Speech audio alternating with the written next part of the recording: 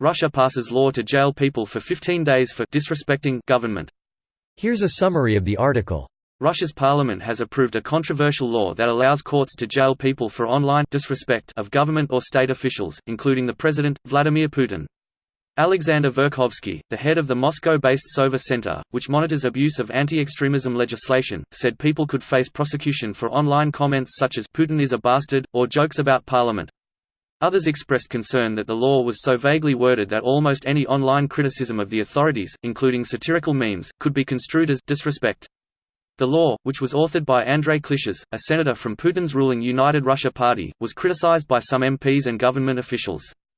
Klishas denied the law was a form of censorship and said the authorities were in and of themselves worthy of respect. Putin is expected to sign the law into force in the coming weeks. The laws come after Putin's trust ratings hit a 13-year low of 33% in the wake of a vastly unpopular move to increase the national retirement age by 5 years. This post received a score of 15,596, with an upvote ratio of 96%. Here are the top comments in response to this article. How democratic. I love democracy. 15 days for you. Don't you say anything bad about the Russian government, or you're grounded, mister. Shut up, Putin. You're not my real dad. I want to go live with Trump. You might get your wish eventually. Mar-a-Lago is gonna need some new gardeners once this whole Mexican genocide kicks into high gear. Does the Mexican genocide come with a free frogget? Yes. But the frogget is cursed. It's not going very well in Russia, is it? You now go to jail for 15 days. In Russian jail. 15 days is 15 years. And after that, just before release, you die of a sudden heart attack after beating yourself to death and somehow end up in the bottom of a river after having also shot yourself twice in the back of the head and jumping off a balcony. That might be the most athletic I've been in my whole life. Wait. In a remote location in Japan, a boy was found hanged naked with his hands tied in the back and the local authorities dismissed it as suicide.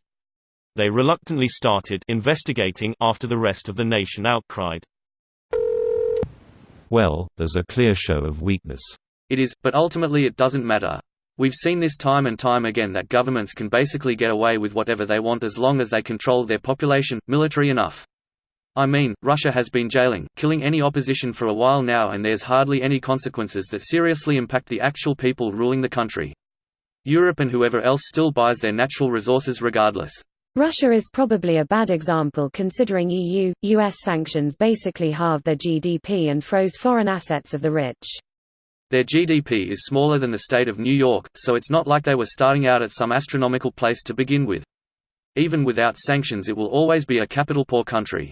It doesn't need to be though. Russia is sitting on a lot of natural resources, has most of Europe's arable land, and has a population large enough to be the strongest economy in Europe. The issue is, and has always been, corruption.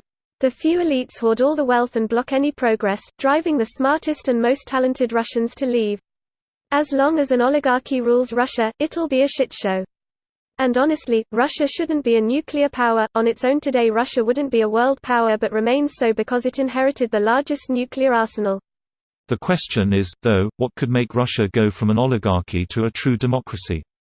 Another revolution. This video was automatically created by Reddit to speech. The article and comments in this video were selected from Reddit according to their upvotes, and any paraphrasing was performed by smmry.com, without any human intervention.